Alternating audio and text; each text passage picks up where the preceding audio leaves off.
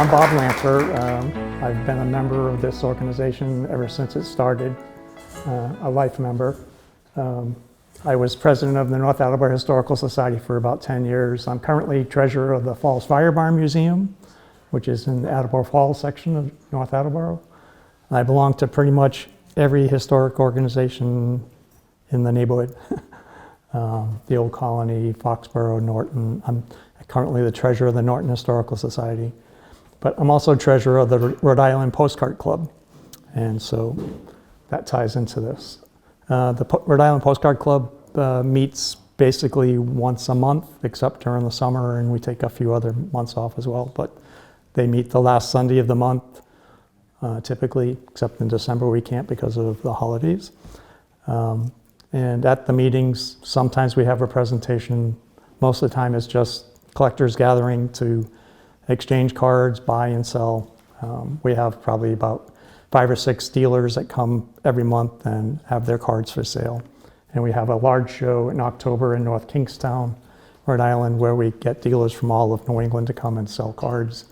And there's millions of cards on display. So no matter what subject you're looking for, you could find it at one of those shows. So let's see. I figured I'd start with this sign as kind of an iconic view of Attleboro that probably all of you recognize. If you have Victor Bonneville's book on Images of America, Attleboro, you'll recognize it from that book, but it is actually a postcard view. I'm going to start off by giving you a little, what I'll say is a funny tale, how I got into collecting postcards. When my father started work, he was originally from St. Albans, Vermont, and when he was in World War II overseas, his family moved down to North Attleboro. And so when he came home, he said he was home for a couple of weeks, and his father said, "Don't you think it's time for you to get a job?" So he started to work at C. Ray Randall's, and then eventually worked over at the Foxborough Company. And when he was over at the Foxborough Company, one of the people over there said, "Oh, if you want to get some good exercise, you can walk the abandoned railroad right-of-ways, and you can find these glass insulators, and they're going to become very collectible." So I was probably 10 years old, and he said, "Come on, Bob, let's go for a walk and see what we can find." So we used to walk the railroad right-of-ways and find glass insulators, and then eventually we started going to the Norton Flea Market, which was a large flea market over on Route 140 in Norton, and we'd look for other insulators over there that we haven't been finding on the railroad right-of-ways. Well, Mom would come along, and she had no interest in insulators. I mean, why would she? And so she started looking around, and she started finding postcards of North Attleboro, and she was born in North Attleboro, so she could relate to that. So she started picking up old postcard views of North Attleboro. And so I was looking at those, and I said, that's kind of interesting. So I kind of took over her collection. So I'll blame Mom. But and then once I started collecting North Attleboro postcards, well, then you can't find any new ones, so you expand out. So I started collecting Attleboro, and then I collected Rentham and Plainville and Foxborough when I started to work at the Foxborough Company. And so anyways, I collect views from most of the surrounding towns. So I've been collecting since I was 12 years old. So that'd be over 50 years now. So it's not surprising that just of Attleboro, I have almost 2,000 different postcards. I have more of North Attleboro than I do of Attleboro, so I haven't counted those. I have no idea. But anyway, so that's my funny little tale. This house is no longer there. This was the home of Charlie Hayward. Does anybody here remember Charlie Hayward? Okay, a few. That's his grandfather. Okay, oh, great. So Charlie was probably the first other collector of postcards of the area that I met. And I met him at an auction, probably one that Bill Moon, who was a policeman in North Attleboro and an auctioneer on the side, he used to hold estate auctions all the time, and I probably ran into Charlie at one of those. after I bought a box of postcards, Charlie came over and said, "Oh, I'm interested in these few cards if you'd be interested in maybe trading them for something that I have." And so eventually he invited me to his house, and he had what looked like blinds. They were like folded sheets with little cubbies in them that had all his postcard views. And he had little colored dots along them. And anybody that had seen his collection, if they were interested in one of the cards, he would put a colored dot associated with them. And if he ever found a duplicate, he'd know who wanted one of those cards. So Charlie was extremely hard of hearing. He had an old style hearing aid where it was basically like a transistor radio that he sat in his pocket with a wire that went into his ear. Really super, super friendly guy. If you ever see any pictures that he had, he stamped his name on the backs of them. Sometimes he stamped them on the front because people were using his images without his permission, so he got kind of tired of that, so he started putting his name on the front.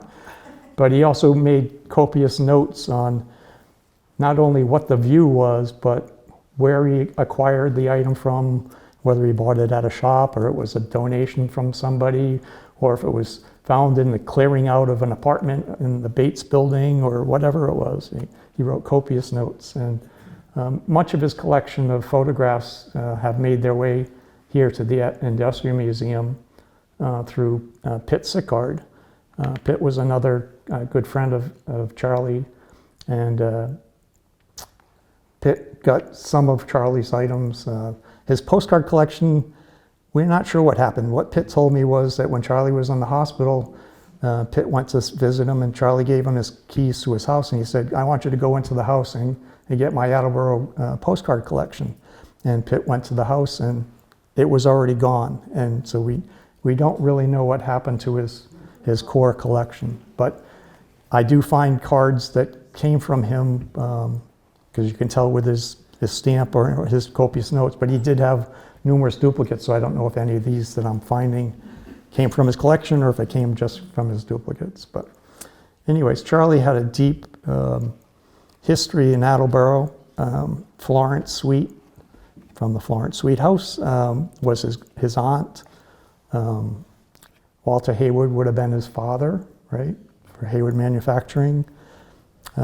Captain Elijah Daggett, so he has Daggetts in his family, was his second great-grandfather. James Orne, who owned pretty much the whole main street in North Attleboro, was his third great-grandfather. And James Orne, his sister, Sarah Orne, was Paul Revere's first wife. So Charlie came from a good line. So other collectors of Attleboro views, Pitt Sickard, who I mentioned, he also made donations here, mostly of things that Charlie had given him. Lester Brander, I don't know if people remember Brander bus lines. He collected Attleboro postcards. Dick Sargent, his collection is now residing here at the Industrial Museum. Evelyn Silva from the Attleboro Historic Preservation Society, she collected Attleboro postcards. Larry St. Pierre, he had put together a nice collection of Attleboro cards because he was interested in writing an updated history of the city of Attleboro, a project that never was completed, unfortunately, before his death. Bruce Rigby, I don't know if people remember Bruce. David Van Dett, who was a postman in North Attleboro, he collects all views from the area. George Yell, who used to come and give talks here and used lots of postcard views in his talks. He's passed away last year. Marion has a collection of Attleboro postcards. Charlie started me too. Okay, Charlie started her as well. Ron Straminski, I was on his cable TV show back when he first retired. I think he had a short-lived TV program, so I've talked about Attleboro postcards on cable before. But, and the Preservation Society received a collection that was done by Joe Benecki and Don Doucette, who was the speaker last month. He also has a collection of Attleboro cards. He also has cards of views all along the 10 Mile River, and as well as the Palm Light, another project of his. So anyways, that's other collectors that I know of that from Attleboro area. But we'll move on from Charlie. So how did postcards start? Well, originally we had postal cards, and those were government issued cards that started in the US. It was in 1873. There were some postal cards that were used for some industrial world's fairs up until like 1893. And then you started getting some private issues. But if you couldn't call it a postal card, you had to call it a souvenir card or something else.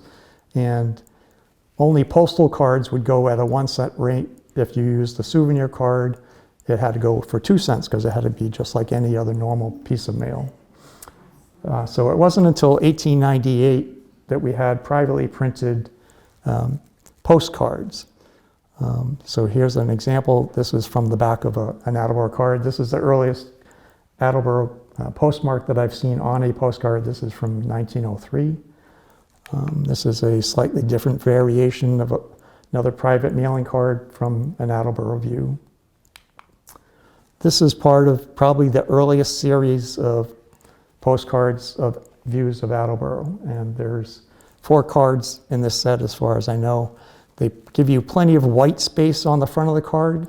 And the reason for that was you could only put the address on the other side. So if you wanted to put a message, they gave you lots of white space on the front of the card so that you could put your message on the front.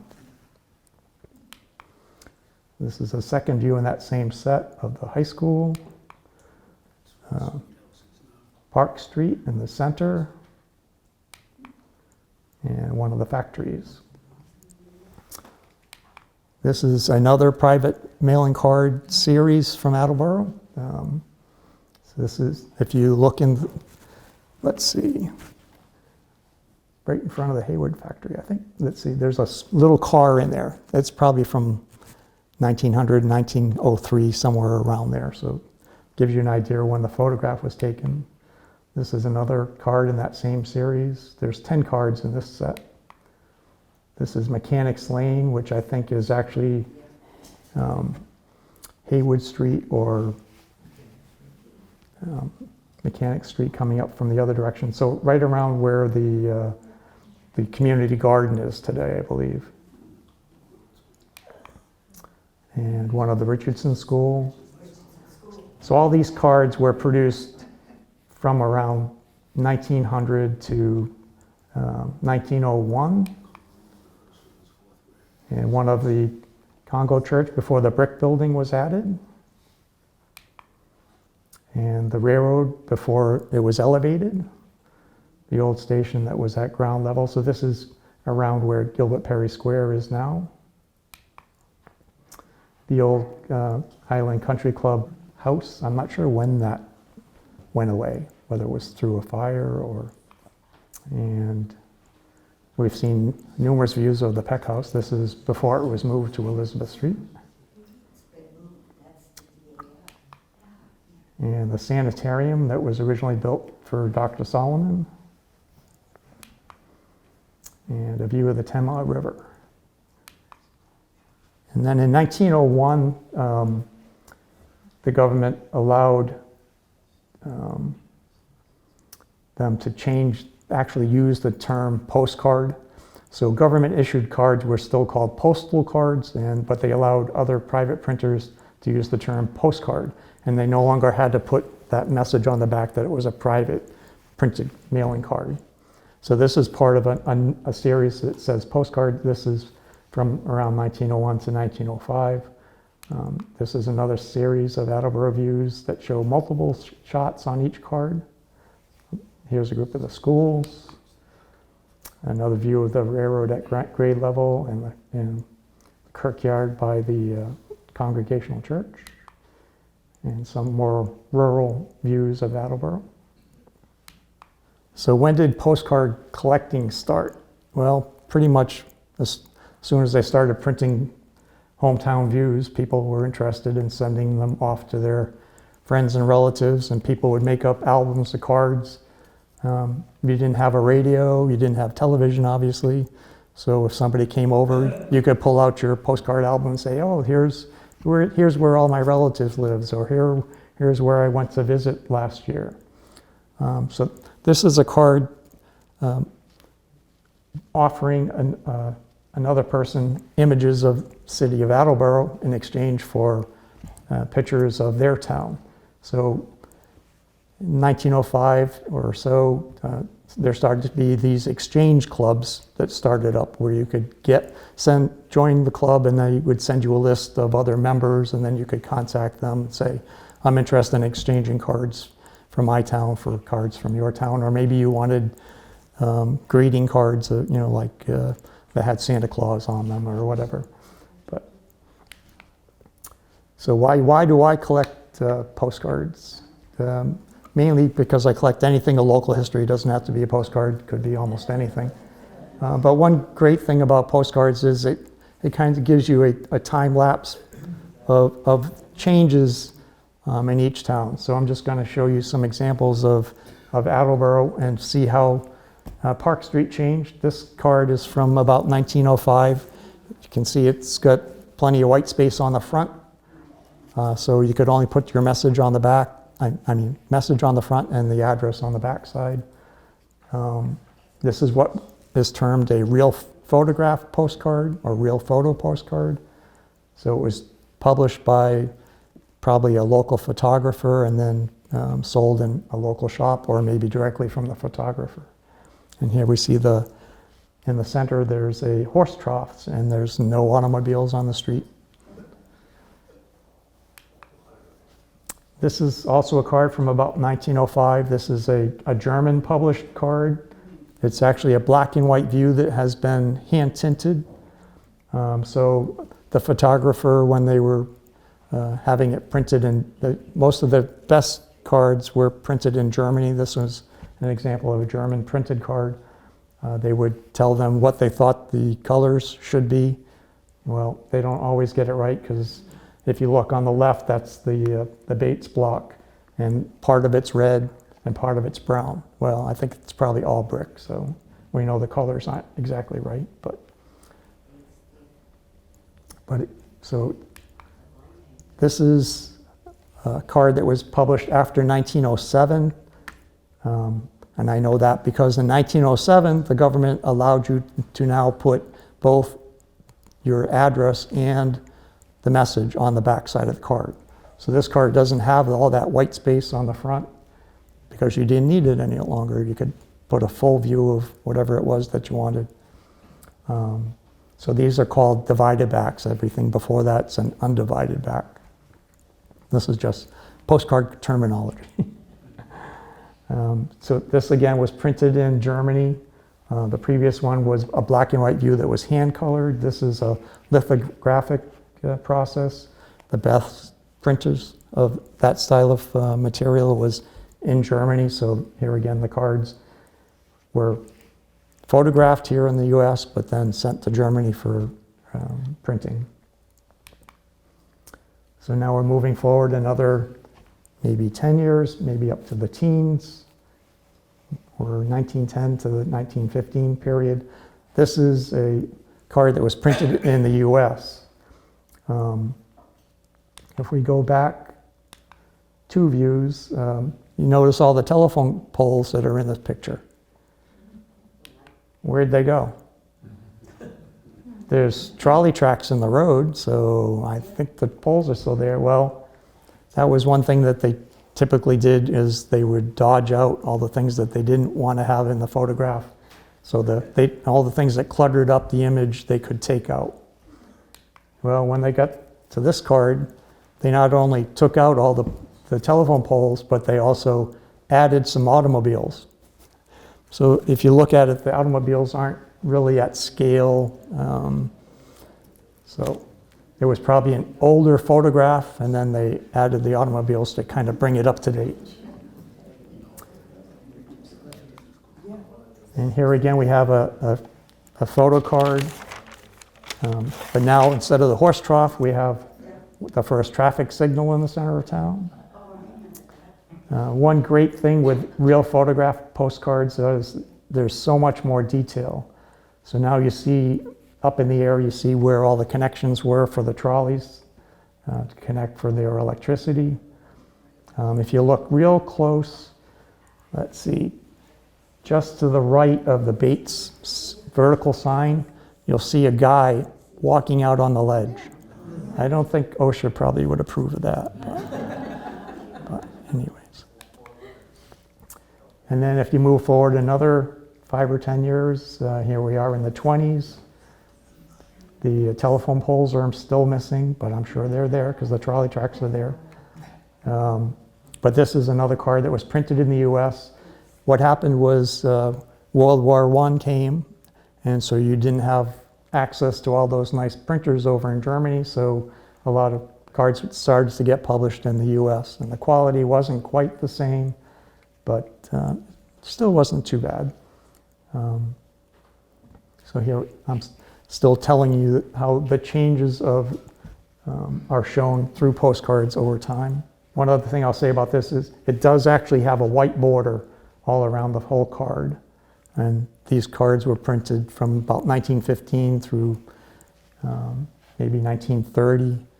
And so they're called white border cards. And so if you see one with a white border like that, you could typically date it even if it's not postmarked on the back. Moving ahead to the 30s and 40s, you have this style of card.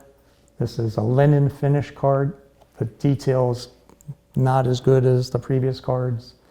The colors are kind of garish. Postcard people that collected in the 60s and 1960s and 1970s didn't collect this kind of card because they didn't like it. But then in the 1980s and 90s, maybe going along with punk music and all kinds of different things, people started liking these garish colors. So then a whole new group of collectors started collecting this period of cards. Of course, they might have even remembered cards from that era. So. And then moving ahead to the 40s, now you can see the white church is no longer there. If I went back one, you'll see the white church tower still there. Here it's gone, so we have an idea now when the white church went away. The printing is a little bit better than the linen finish card, and you get a little more detail. There's a whole series of cards from this period of views of Attleboro. And then we move up until the late 50s, early 60s, and now you start getting chrome cards, so like Kodachrome. Still more detail, a little bit more color, and all those fancy new cards. And this is kind of the last series of cards that were produced for the city of Attleboro. This is probably about 1967. There's maybe 8 or 10 cards in this set as well. And so this is the last view that I have of Park Street. So, but besides all those printed cards, there are a number of different real photo cards. This is by a publisher called Underwood and Underwood. They produce cards of cities all across the U.S. They did super work. There's, I think, 12 cards in this set just of Dodgeville. They didn't do any other part of the city of Attleboro. I have no idea why. They concentrated just on Dodgeville. I've scanned all the images in, so Gary has all those in his collection. They're just wonderful views of the little village of Dodgeville, including the cemetery on the island and all just great things. But then you had all your local photographers as well that were also producing postcards. So Kodak and other film manufacturers, they also produced the paper that you would print on as well. Eventually they came out with a postcard size paper stock, so you didn't have to trim anything down or anything. You could just buy paper that was that size. And so your local photographers could just print. You could ask them to have a picture taken of your house or whatever, and they would be able to print it on a postcard so that you could then send it out to all of your relatives and say, hey, look at the nice brand new house that I just bought. But anyways, this is a photograph by Vivian A. Doty. He ran what was called the Camera Exchange. He would come to your house, take pictures of your house, or he also did other views all around the city. He lived on South Main Street. This is a picture of his house. The notes on the card are Charlie's notes. I don't know if you recognize Charlie's handwriting or not, but one thing that Charlie used to do was he used to take and put panels up in some of the business blocks around the center of town with old views of Attleboro. So a lot of times his notes kind of faded over time because he'd been in the sun for so long. But so this one obviously wasn't out on view at one of the shops, I don't think. This is one shot that was produced by Commercial Press. The last Commercial Press office that I remember was in North Attleboro, but I guess they had offices in all the towns and cities around Massachusetts, and they had views produced for pretty much every town in Massachusetts as far as I can find. So one nice thing is they're numbered, so you have an idea of how many views there are in a set, but unfortunately it's not like numbered 1 through 10 for each town. There was a continuous number system. So this one is view number 191. So what other numbers there are for the city of Attleboro, I'm not exactly sure. I know I have maybe about 8 different ones, but I'm missing some numbers in between, so I'm probably missing a few. This is an interior view of the Daggett Crandall home, done by another local photographer. This is the Cone Studio. I've only ever seen maybe 2 or 3 postcards that they produced, and they probably did other photographs, but maybe not so much on postcards. This is another local photographer, E.F. Fuller. He was at 32 Pleasant Street, and I know that because that was marked on the backs of all of his cards. So he was another local photographer that would come to your house and take a picture of whatever you wanted. Here we have a little girl and her dog. And this is an image done by G.W. Godchaux. I'm not really sure how you pronounce his last name. Godchaux. But he did lots and lots and lots of images of high school graduates. He also did all kinds of portraits, but he also did scenic views as well. He was probably one of the more prolific photographers here in the city. I'd love to know the story of this family. So, looks like the father and 6 daughters, I would say. But who exactly they are, I don't know. It was a totally unused photograph, but maybe Rachel can do a little research and find out who they are. This is another photographer from the city of Attleboro. This is Page Studio shot. This is the Guild House. That's what it says on the back of the card. Where exactly the Guild House was located, I'm not sure. And this is an image by Benjamin V. Sweet. He had his studio at 13 North Main Street. He did some very sharp views of the city of Attleboro, Capron Park, a lot of different views. So this is a picture of the library, probably not long after it was put up. This is probably done by more of another professional studio back in the 40s. There's a whole series of cards that this particular photographer did, but they're not identified. So I don't know who made them, where they were sold, but obviously somewhere at one of the stores in the city of Attleboro. But not only did you have local photographers printing cards, but there was also this company, the Appleton Company, that produced other printed cards in the city, but they produced more what we'll call holiday cards or cards with different sayings. So besides collecting local history, why else would you collect postcards? Well, one of the biggest reasons for collecting cards is you can use them to illustrate your genealogy. So you might want to show where where your family attended church, maybe where your grandmother was baptized or where she was confirmed, or maybe where somebody in the family was married. So there, you can find pictures of pretty much every church that there ever was. So this is kind of a nice view of the second Congo. It lists some information about who the minister was at the time, when the building was there. Maybe your mother and father went to Capron Park and had their wedding pictures taken at the Rose Arbor.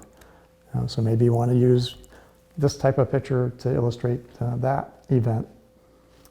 Or maybe you want a picture of where you were born. Most of us probably were born at Sturdy's. So that's another thing you could use to flesh out your genealogy. And once you're born, you might get a birth announcement. So if you're lucky, you might find some of those in things that have been handed down in your family. So this was another common thing that postcards were used for, was to some birth announcements out to your far distant relatives. And then, of course, once the baby's been born, well, you got to have baby pictures. So here's a picture that was taken in June of a baby that was born in May here in the city of Attleboro. Yeah, or maybe you want pictures of where some of your relatives went to school. Yeah, there's pictures of almost every school in Attleboro, but there's a few that we're missing, right, Marion? Why all the girls are the only ones pictured here? Are the boys on the other side of the school? Is that what's going on? Okay. Just wanted to check. I don't know, maybe they were all at the Finberg.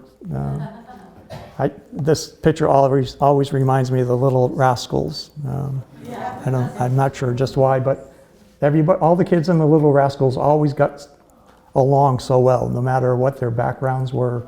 For the most part, they got along, or they resolved their differences. You also have lots of photographs of graduation photos. This is some graduates of St. Joseph's School. And there's two girls there with flags that say the St. Joseph School.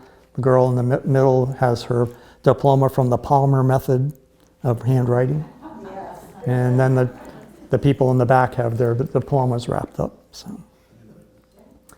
Or maybe you want to have pictures of where you went to work while you were in high school or something. So maybe you worked at one of the local restaurants, the Wild Goose down in South Attleboro, no longer there.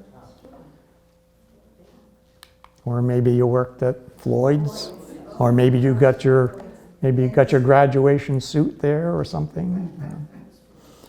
And then after you got out of school, maybe you didn't go right to work. Maybe you went to a business school or a trade school. This is where one of the parking lots for the Sun Chronicle office is now.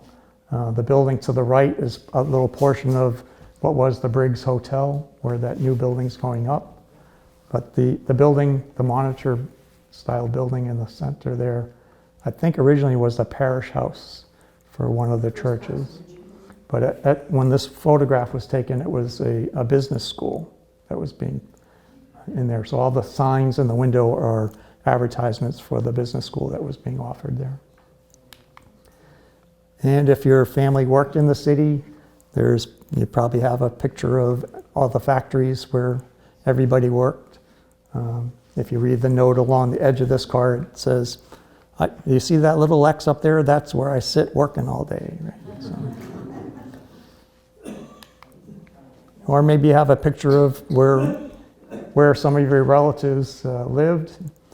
And when you first started out, maybe you had to live in one of the tenement houses here in the city. And my guess is that two of the gentlemen out front are probably maybe the builders, and the other two gentlemen maybe the owners of the property, and then you have all the families out on their balconies.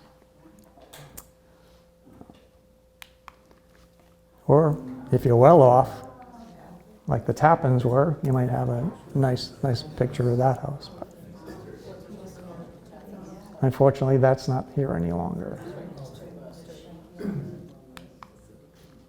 Or maybe you have a picture of some place that your relatives went to often for entertainment. This is a picture that was taken when the new YMCA was built, and it gave you a list of things that were going on there. I still work out in that gymnasium. It still has the running track above. I'm there every Monday night. Still basically looks the same. The lighting might be a little bit better now. The equipment's different. Or maybe some of your relatives came to Attleboro to attend the sanitarium, which over the years was used for different purposes, and then lost the let before it finally did burn down, unfortunately. Or maybe you had relatives that came to Attleboro to go to the TB hospital. We'll see other views of this building, but that's at Briggs Corner. Currently the Baptist church school, I guess, right? Or maybe some of your relatives attended the camp meetings, the Methodist camp meetings at Camp Hebron. There's lots of pictures of Camp Hebron. There's lots of pictures of the different ministers that came there every summer, and pictures of people that were attending there. They also had a tabernacle.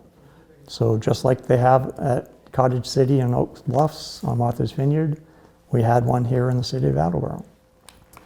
Or maybe you want a picture of where your relatives are buried. So this one, it shows Woodlawn Cemetery in the center, but it has a wonderful message. So in 1907, there seemed to be a national call for every city and town to have an old home week, to invite all the old residents back to the old neighborhood. And so there's lots of picture postcards that were used in 1907, sent out from every town, inviting people back to their hometown. And so this was one that was produced for the city of Attleboro. There was a number of different ones, but this was put out by the Ingram Company. And it basically said that they'd love to welcome everybody back, but they know that the only ones that ever left Attleboro now reside in the cemetery. Once you were in Attleboro, you didn't leave because it was such a beautiful place. Right? So, and this was one of the stickers that was also produced at that time, so that you could attach it to almost anything to send out your invitation. And this one was sent to one of the Solomons from the Solomon family that had Solomon Sanitarium. One of the sons had his practice up in Boston, so this is probably his son's wife, I would guess. I haven't looked up the family to make sure that that's what it is, but that would be my guess. So besides genealogy, why else would you collect cards? Well, there are people that collect cards on all kinds of different subjects. I basically tell people, no matter what you're into, you can probably find a postcard that somehow relates to it. So there are people that collect pictures of famous people. There are people that collect all kinds of different things. But this was a photograph of, actually, I'm not sure if this is a painting or not, but Dr. Emery Holman's son, Frank, was a pretty well-known artist, and he did do paintings of the house, and there are at least some that were captured in postcards as well. There are people that collect postcards that were put on different material. So this is one that was done on a piece of leather, and that's not an uncommon thing that you would find postcards that were printed on leather. There's also cards that are printed on aluminum. There's cards that are printed on wood. There's even cards that are printed on macerated money. So when the Treasury Department determined that they could no longer use the bills anymore, they shredded all the material up. Well, somebody had the great idea, well, why don't we use that to make paper? And then they made postcards of that. So there are people that collect cards that have different things going on. You might have a card that opens up with an accordion style. Maybe it has a bird with wings that open up, or a squeaker on the card that makes a noise like you have a cat or something. So there's all kinds of different mechanical postcards. There are people that collect what we term superlatives. So the largest of something, the smallest of something. So here's a card of the new standpipe in the city of Attleboro, and at the time it was known as the largest of its type. So this might fall into a superlative category. And here's a picture of it on a postcard of it being built and the old standpipe next to it. See the large, fairly substantial outhouse in front of it? So it must have been a fairly long-term project. I have a friend that collects any postcard that has an outhouse on it. So I'm sure he'd love this. I love it that it has like a steam engine that must have been pumping the cement up that tower, and then so that they could keep adding cement to each layer. And whether that moved around the building or if they had to manually move it around, I'm not sure. But anyways, then you might collect pictures of animals. So this card and the one that I started off with that said a funny tale, these were printed by a company in Winsted, Connecticut. And so they probably just had the same image and they just switch out what town and they would send it off to whoever ordered it from a different city or town. So, but there are a lot of people that collect postcards of breeds of dogs that they own or whatever. So, and you might collect cats, or if you might collect funny sayings. But how does this one relate to Attleboro? Can anybody tell me how this relates to Attleboro? If you look in the far right corner, you'll see that it's copyrighted by R.L. Wells. That's Raymond Lee Wells. He, born in Attleboro in the 1890s. In 1922, he established the Wells Manufacturing Company here in the city of Attleboro, and they produced all kinds of little sterling charms from the 20s up until 1967. Actually, my mother actually worked for them for a while. They were off, let's see, North Avenue leads into what in the city of Attleboro? Across from West Street. well, before you get to us, so there's all the factory buildings that were across the street from the senior housing and all of that, right? Anyway, so that's where my mother was working when Wells was there. But anyways, Raymond Wells, I guess before he got into jewelry, published postcards. And whether he did the artwork for them or not, I don't know. But the only reason I ever even thought to start collecting R.L. Wells illustrated cards was Charlie told me. These cards are from Ray Wells, and he lives down in Barnstable now, but he was from Attleboro. You should collect these cards. Okay, right. So I did. You might collect military things. So if you're a Civil War buff, you might collect pictures of all the statues that were put up in all the different towns and cities. Here we have the unveiling of the Civil War monument when it was in Gilbert Perry Square. Here again, it's a nice real photo postcard, so you get a lot of detail. Or you might collect cards of Company I.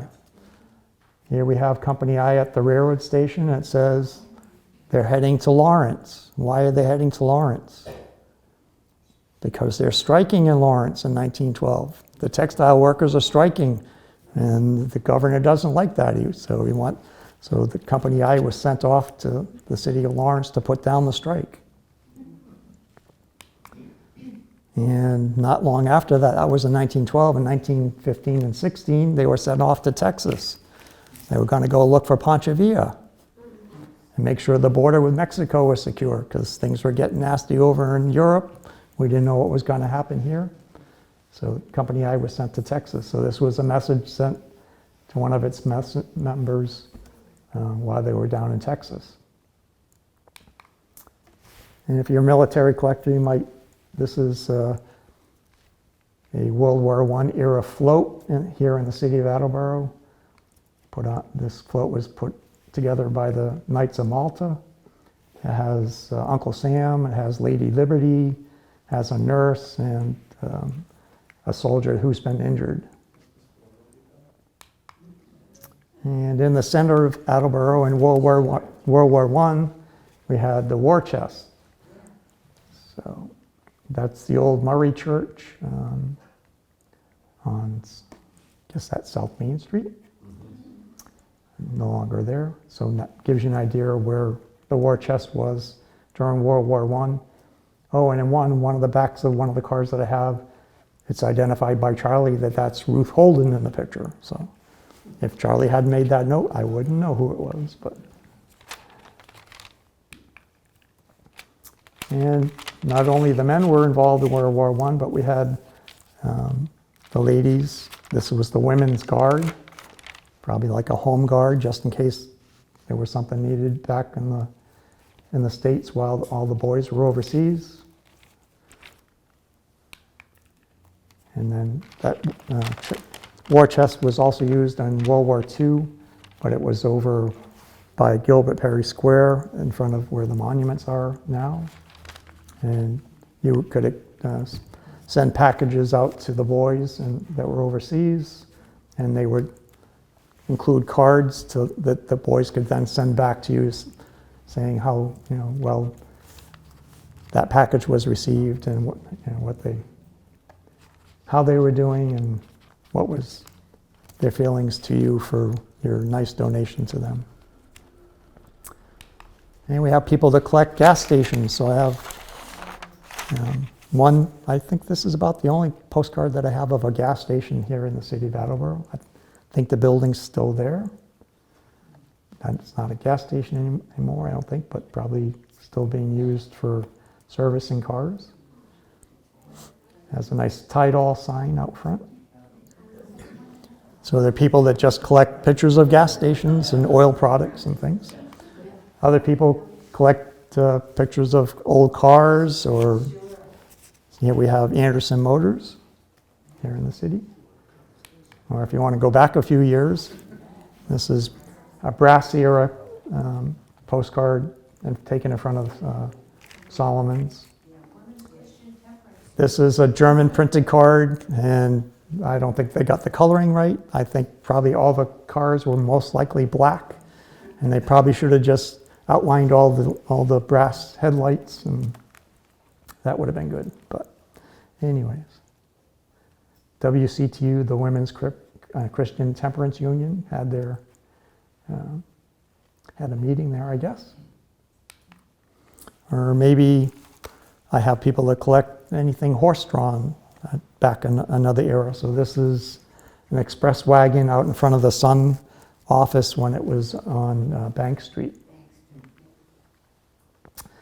And this was an express company from North Attleboro, so maybe they were picking up Attleboro Suns that bring it to distribute in the town of North Attleboro, or maybe the Sun was publishing all kinds of different things.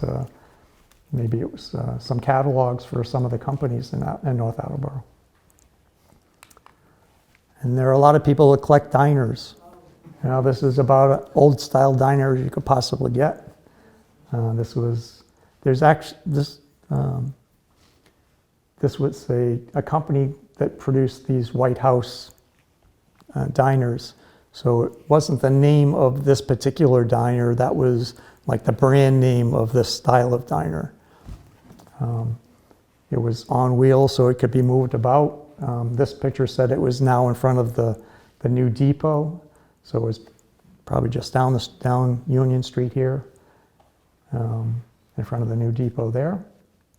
And like I said, this was made to be moved, so now it's been moved to Mill Street in front of the Briggs factory. If you look real close, you can see it there down by the arches.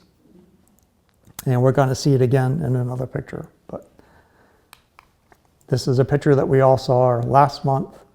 At that time, we were seeing it for Bobby's restaurant. But if you look real close, there's a diner sticking out. So that diner was eventually pushed back on the parking lot, I think, for a while. But I'm not sure what happened to it. Not there now.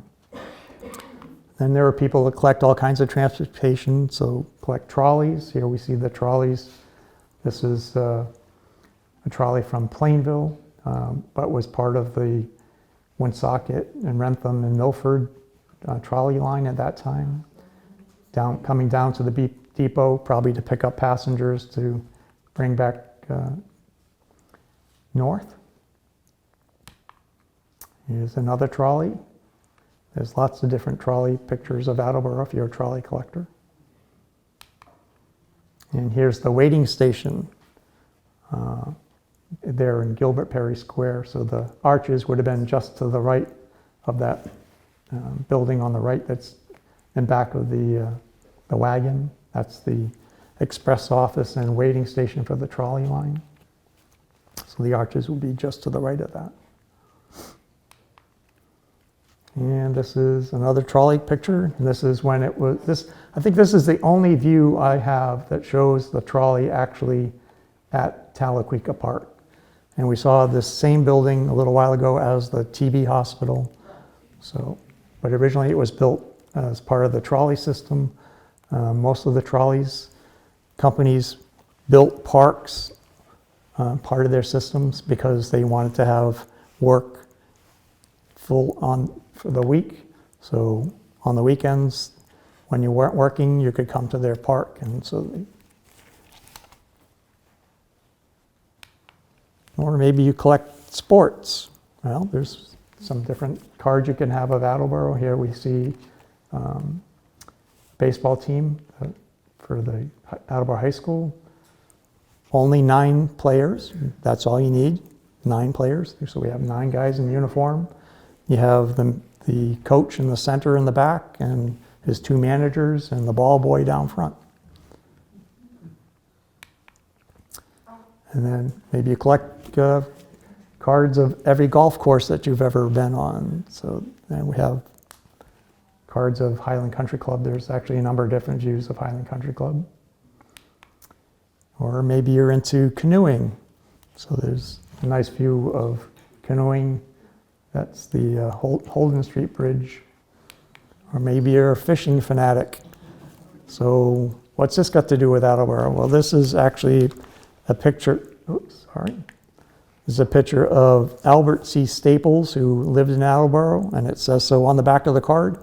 And this is a fish that he had caught up on Newfound Lake in Bristol, New Hampshire. So it was actually produced for Bristol, New Hampshire, but I found it and said, oh, this belongs in Attleboro collection. So. And there are people that collect anything Coca-Cola.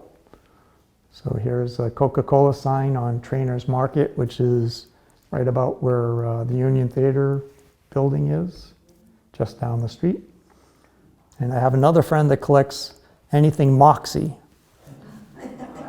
And if you look real close, you can see a couple of Moxie signs. But the Moxie signs are always so small that half the time I can't even see them. And he'll go through all my cards. Oh, here's another one. Oh, if you say so, I can't even see it. Even with my glasses on, I can't see it. But he finds them. Or maybe you collect anything fire-related. There's lots of different fire-related cards of the City of Attleboro. Here we see the Union Street Station. Here's the Central Fire Station where the Senior Center is now, with all the horse-drawn, as well as probably one of the first motorized trucks that they had. And another view of the hook and ladder being pulled by horses. A little different view, probably that same wagon. And there's that modern fire truck. And this is the South Attleboro Fire Station. They had one full-time employee, and they didn't even have a full-time employee until around when this picture was taken. Before that, it was strictly volunteers. And they added on a little space where he could stay, and they had one full-time horse, otherwise they had to rent horses from the neighbors. So this building is currently owned by Rhett Butler, and he's been looking for photographs because he's in the process of restoring it back to what it would have been like. So it's right next to his factory down there in South Attleboro. So this gave them an idea of what the doors looked like. So I was happy to find this image for them. We're not sure who all the gentlemen are out front, but we're working on that, right? We know who the fireman is, and we think we know who one of the other gentlemen is. And here's another fire truck. Caught the horses in full gallop. And this is another Vivian Doty photograph. And Attleboro saw its share of fires. So this is the January 31st, 1912 fire at the Bates block. And this is the aftermath, so this is the next day, so this is probably February 1st. Had snowed overnight. This is the automobile that started the fire. You know how on the news all the time now, it seems like every day there's 2 or 3 cars that are hitting houses. Well, this car ran into the Bates building, and it started a massive fire. And there's a whole series of cards of what the damage that resulted. So this is one of the cafes in the building. This is another restaurant in the building. This is the foyer, and all the notes are from Charlie. This is a picture of the stage. So it took a building that looked like this, and a year after the fire, it looked like this. And you can still see they're still working on it, but some of the tenants have moved back in. And in October of the same year, the Watson block had a fire. And there's lots of views of this fire as well. This is from the other side of the fire. All the equipment being trained on the building to try to limit it just to the Watson block. Another view, and if you look in the background, you can see the Academy building. So that's why I threw this one in. And the Sanford School. And that's the result. So they basically did maintain the fire just to the one block. So. And then 1917, the Herrick block burned down. And this is the building that replaced that. Or maybe you're a political nut and you want to collect all things politics. There are people who collect any presidential things. There's actually 2 banners. The banner in the foreground is Teddy Roosevelt and his running partner. And it also lists the local people running for other offices, including Dr. Gerald. But if you look down by the arches, there's another banner across the street. And that's for another candidate. That's for Howard Taft. This is the 1912 election. What happened in the 1912 election? Well, Teddy Roosevelt had been president before Taft. He decided he didn't want to be president anymore. He was going to do some other things. So Taft was his hand-chosen guy. So Taft ran, won presidency. 1912 came along. Teddy wasn't so happy with what Taft did.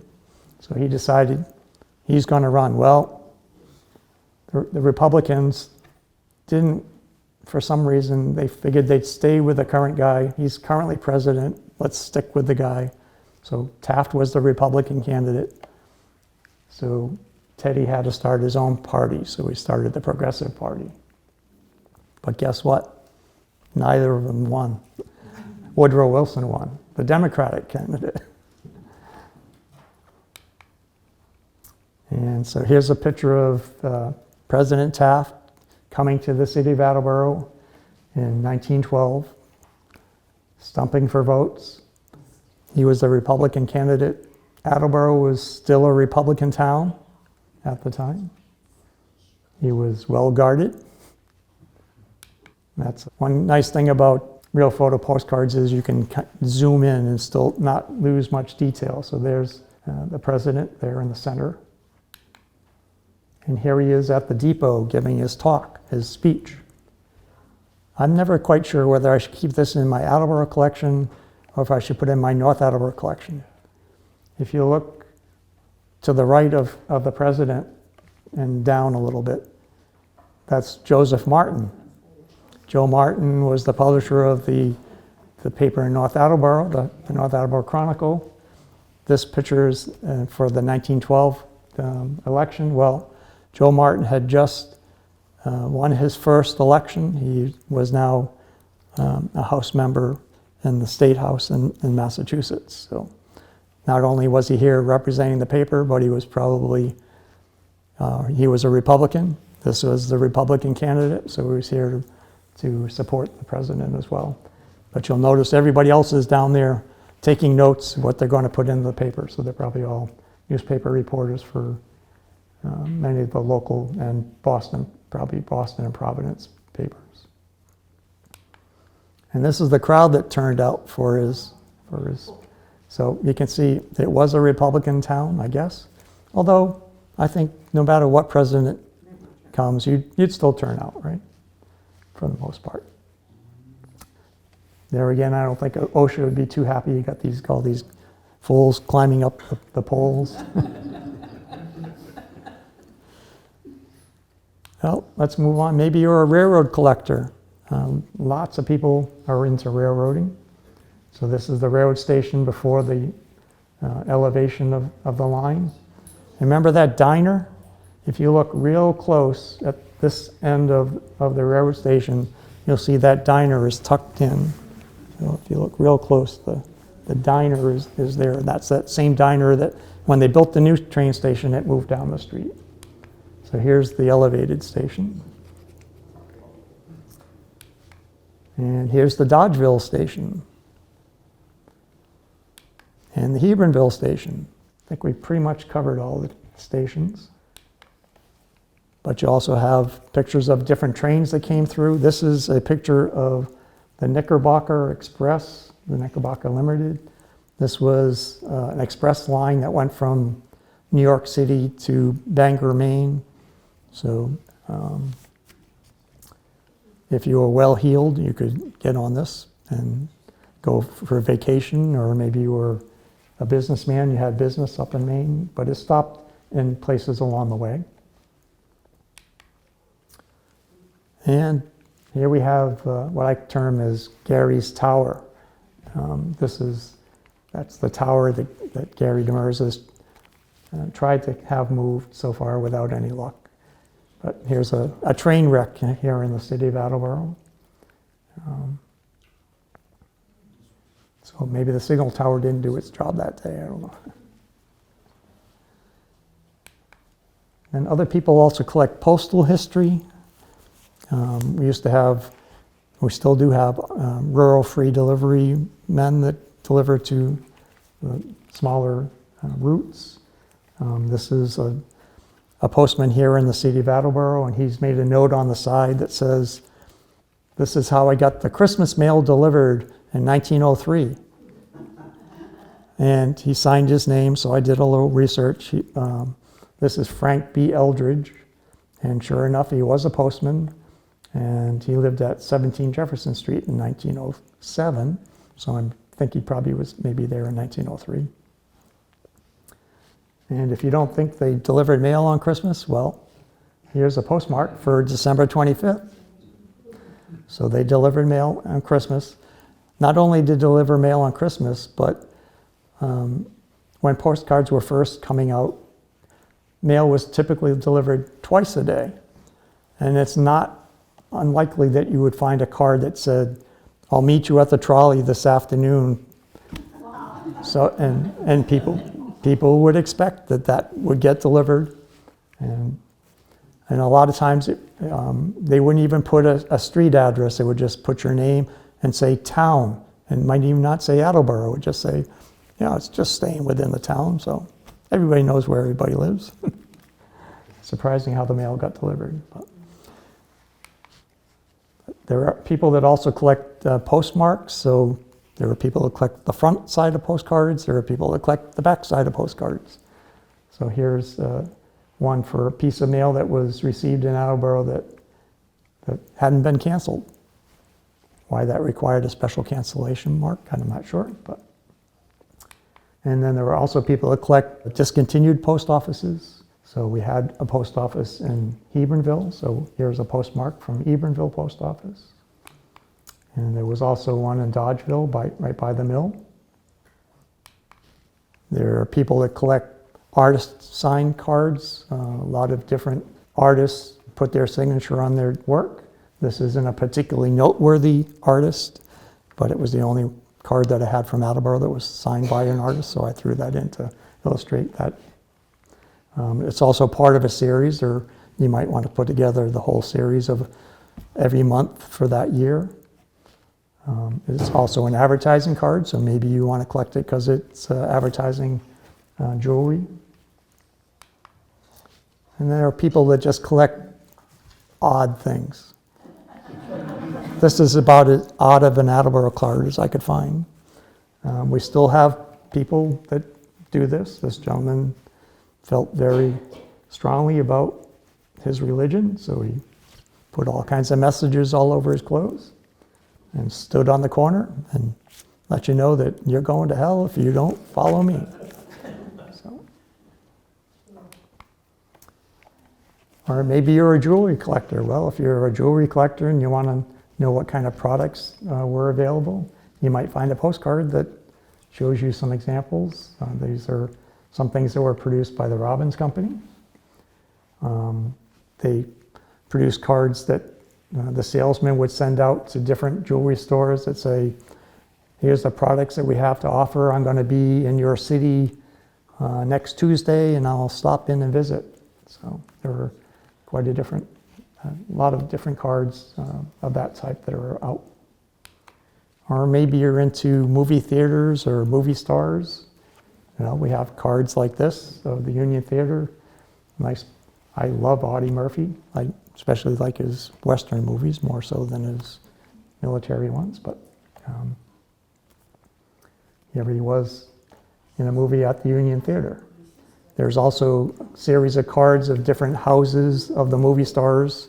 So if you're into the movie stars of the 30s and 40s, there's a whole series of cards that you can get that shows their picture and the house that they lived in, most likely in California.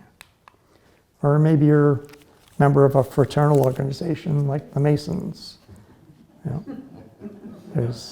There's not only cards of your hall, but there's also these types of cards that were produced pretty much for every organization, the Oddfellows, all kinds of different ones. And as I said, no matter what topic you have an interest in, you probably can find a postcard that somehow relates. Well, since I'm a local history collector, I don't just collect postcards or other things. I collect milk bottles from Attleboro. And I have 1,800 postcards. Well, I probably have 300 or 400 bottles from Attleboro. So I have bottles from this particular dairy. This is an advertising card for Hubbard's fertilizer. And here it was being used at the Edgewater Dairy here in the city of Attleboro. And you can see some smokestacks at the far end of the field. So you must have been not too far from the center of the city probably. But I have some of his milk bottles as well. And that's my story. I did bring a bunch of books that show postcards being used to illustrate different town histories, some books on collecting postcards and real photographic postcards as a specialty, another more general postcard collecting book.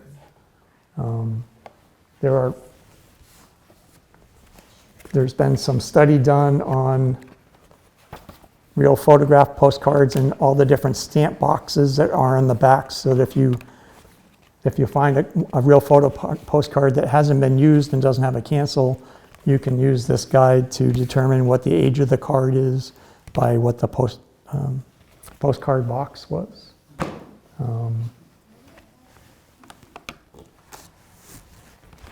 I used postcards. This is a book that I made for the Falls Fire Barn Museum as a fundraiser. I used postcards to illustrate that. Victor Bonneville used some postcard views in the book he did for the city of Attleboro. And I buy postcards by the box lot. I buy postcards at every show that I go to.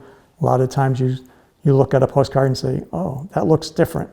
You see, because no matter what card you have and you look at, you can always find something different in the card that you didn't notice before. Like that gentleman that was standing out on the ledge, I didn't see that until I scanned the postcard view, and that's just recently. And I've probably had the card for 30 years. I never noticed them before. So a lot of times I get duplicates because I see something different and then I bring it home. No, I got that card. So I actually have a whole box of my duplicates here. They're all priced on the backs. If you have any interest, they're probably like from $1 to $5 each or something like that. So anyways, I thank you for your time. I hope I didn't bore you at all.